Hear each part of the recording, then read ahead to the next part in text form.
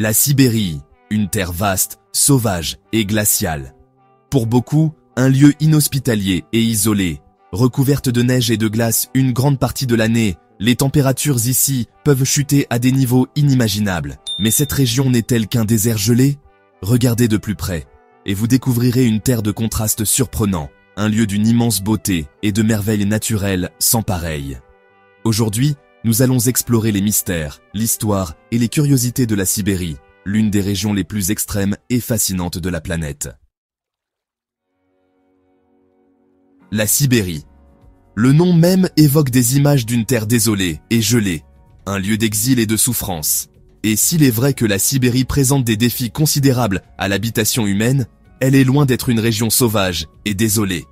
La Sibérie couvre environ 77% du territoire russe, s'étendant sur plus de 13 millions de kilomètres carrés. Pour mettre cela en perspective, c'est plus grand que tout le continent européen. Malgré son immensité, sa population est relativement faible, avec environ 33 millions d'habitants, ce qui en fait l'une des régions les moins peuplées de la Terre. Mais qu'est-ce qui rend cette région si unique? La Sibérie est une terre de superlatifs. Elle abrite le plus grand lac du monde en volume, le lac Baïkal, qui contient plus de 20% de l'eau douce non gelée du monde.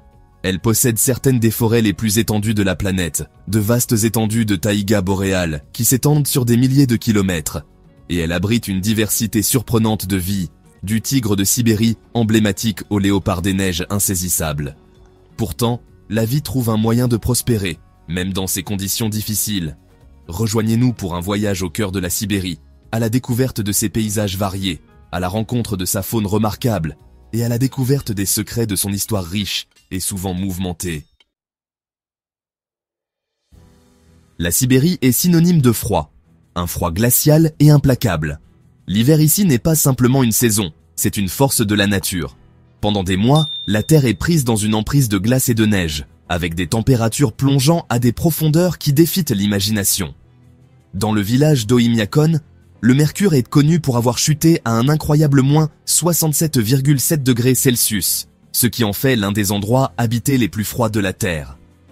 Ici, la survie est un combat quotidien contre les éléments.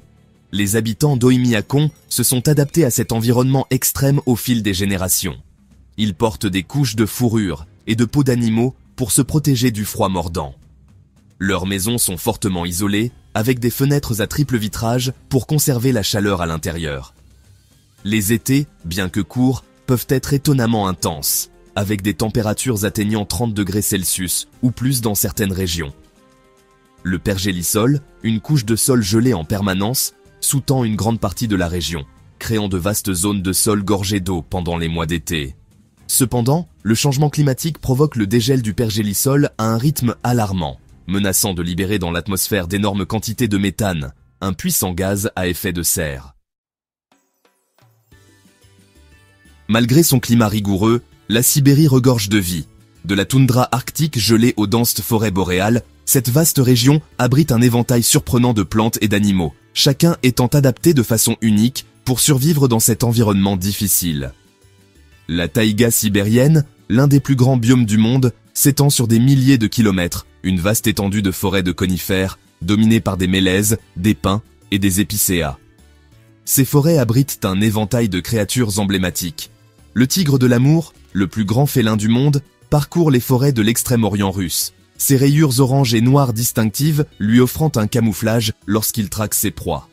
Les ours bruns, dont certains pèsent plus de 700 kg, se nourrissent de baies et de poissons pendant les mois d'été, accumulant des réserves de graisse pour passer le long hiver d'hibernation. Et haut dans la canopée, le polatouche sibérien plane sans effort entre les arbres, ses grands pieds palmés lui permettant de parcourir des distances remarquables. Les nombreuses rivières et lacs de la région regorgent de poissons, fournissant une source de nourriture vitale pour les humains et les animaux. Le léopard de l'amour, en danger critique d'extinction et que l'on ne trouve que dans l'extrême-orient russe, dépend des rivières de la région pour sa survie, se nourrissant de poissons, de cerfs et d'autres petits mammifères. Et à l'extrême nord, sur les rives glacées de l'océan Arctique, les ours polaires errent dans le désert gelé, leur odorat aigu les guidant vers les phoques et autres proies. Le lac Baïkal, un site du patrimoine mondial de l'UNESCO, est un spectacle à voir. Le lac le plus profond du monde, il contient plus de 20% de l'eau douce non gelée du monde, soit plus que tous les grands lacs d'Amérique du Nord réunis. La Sibérie, avec ses vastes paysages sauvages et son climat rigoureux, a longtemps été un terreau fertile pour les mystères et les légendes. Des anciens récits de créatures mythiques aux phénomènes inexpliqués qui continuent de déconcerter les scientifiques aujourd'hui, cette région énigmatique exerce un puissant attrait sur ceux qui cherchent à percer l'inconnu. L'un des mystères les plus persistants de la Sibérie est l'événement de la Tunguska de 1908. Au matin du 30 juin, une explosion massive a déchiré l'air au-dessus de la région reculée de la Tunguska en Sibérie, aplatissant des arbres sur une superficie de plus de 2000 km². L'explosion a été si puissante qu'elle a été ressentie jusqu'en Grande-Bretagne.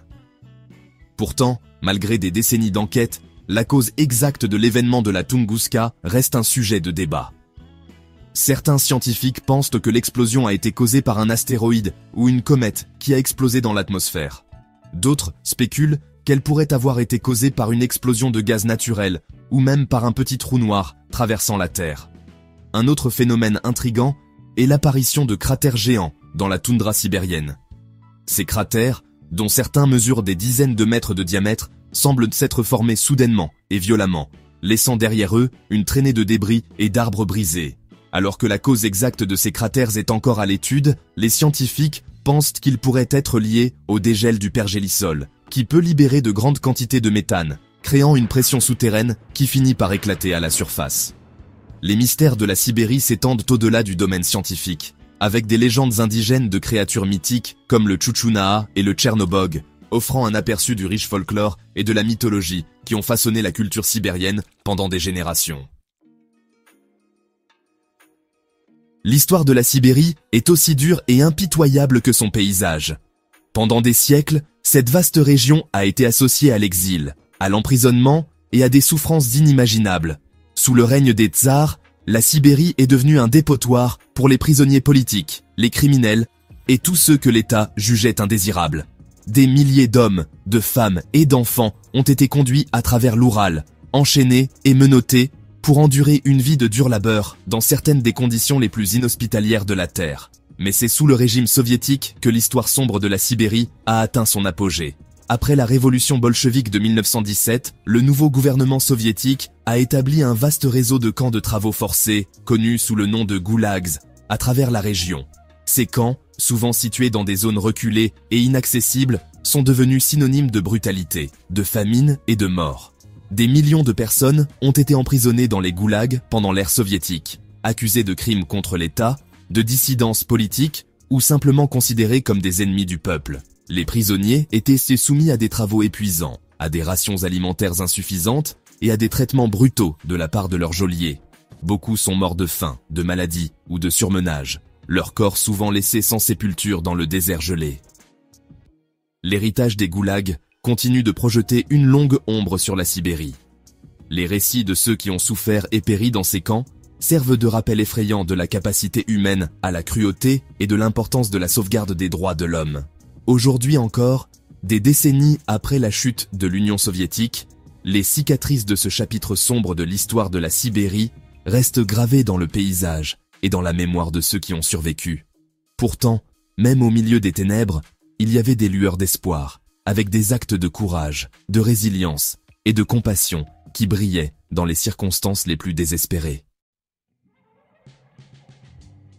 Alors que la Sibérie est souvent perçue à travers le prisme de son climat rigoureux et de son histoire mouvementée, c'est aussi une terre de culture vibrante et de traditions ancestrales. Pendant des siècles, les peuples autochtones ont prospéré dans cet environnement difficile, leur vie étant inextricablement liée au rythme de la nature. Des éleveurs de rennes nomades de la toundra arctique aux éleveurs de chevaux, des steppes co-sibériennes, ces communautés ont développé des modes de vie uniques, s'adaptant aux défis et saisissant les opportunités offertes par cette terre extraordinaire. Le peuple Evenk, par exemple, est traditionnellement composé d'éleveurs de rennes, migrant sur de vastes distances avec leurs troupeaux à la recherche de nouveaux pâturages. Leur vie est intimement liée aux rennes, qui leur fournissent nourriture, vêtements et transport. Plus au sud, dans les forêts et les montagnes de la Sibérie, vivent les Bouriates, connus pour leurs traditions chamaniques et leurs liens étroits avec la nature. Les chamans, chefs spirituels qui agissent comme intermédiaires entre le monde humain et le monde des esprits, jouent un rôle important dans la culture bouriate, accomplissant des rituels, guérissant les malades et offrant des conseils à leur communauté. Malgré les défis auxquels ils ont été confrontés, notamment les politiques d'assimilation forcée pendant l'ère soviétique, les peuples autochtones de la Sibérie ont conservé leurs identités culturelles. Aujourd'hui, ils s'efforcent de revitaliser leur langue, leurs traditions et leurs connaissances traditionnelles, en veillant à ce que leurs cultures uniques continuent de prospérer pour les générations à venir. La Sibérie est bien plus qu'un désert gelé. C'est une terre d'extrême, d'une beauté naturelle sans pareille, de mystères non résolus et d'une histoire riche et complexe. Des imposants sommets des montagnes de l'Altaï à l'étendue infinie de la taïga sibérienne, cette vaste région continue de captiver et d'inspirer. Nous avons été témoins de la résilience de ses habitants, de la diversité de sa faune et de la force durable de ses cultures ancestrales. Qu'est-ce qui vous a le plus impressionné en Sibérie? Laissez un commentaire et n'oubliez pas d'aimer la vidéo et de vous abonner à la chaîne pour plus de documentaires incroyables. Si vous avez aimé la vidéo, laissez votre commentaire à ce sujet. Abonnez-vous à la chaîne, aimez, partagez et activez la cloche de notification dans l'option tous. À la prochaine, à là-bas.